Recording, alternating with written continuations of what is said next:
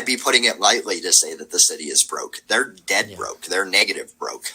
So they try and, take care of blighted buildings. I think that's nice, but there's no money to tear them down. And if you're going around acquiring them and not tearing them down, then the city's taking on liability issues, and that doesn't make sense to do. This is Shamokin, Pennsylvania. A town once thriving in coal production now faces the harsh reality of economic decline, with 1/3 of its population below the poverty line, 1/4 of its residents never receiving a high school diploma, and 1/5 of its residents on disability. Obviously, Shamokin is facing many economic challenges, such as the housing crisis. Today, we're going to figure out how the housing crisis is relevant to Shamokin. We're going to apply it to the grand scheme of America. Let's dig into it. In order to fully grasp how this issue is affecting Shamokin, we headed into the city to hopefully find individuals with first-hand experiences to help us better understand the crisis at hand. So you've seen the town in its prime. Oh God, it was beautiful. It really was. Yeah, and what do you think went wrong?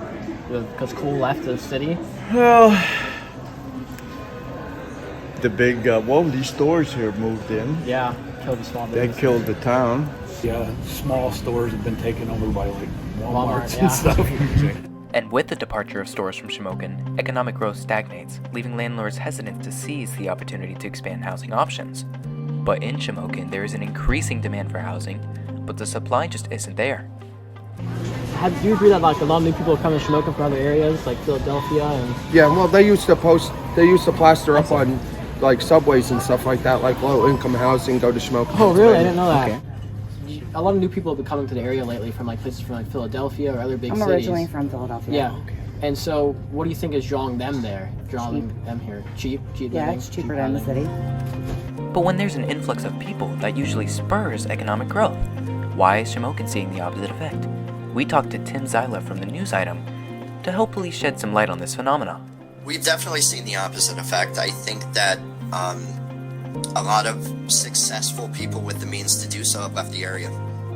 And they're certainly being replaced, and it's typically with more low-income people. And I think that happens all over the country. Yeah. That's what's going on. The housing crisis in America is a complex issue rooted in a variety of factors, including limited supply, speculative investment, and regulatory constraints. However, by implementing practical solutions such as incentivizing affordable housing construction, relaxing zoning regulation, and increasing government intervention, we can begin to address this pressing issue. It's imperative that we prioritize the needs of ordinary families and ensure that everyone has access to safe, stable, and affordable housing. By taking decisive action now, we can build a brighter future where the American dream of home ownership is attainable for all.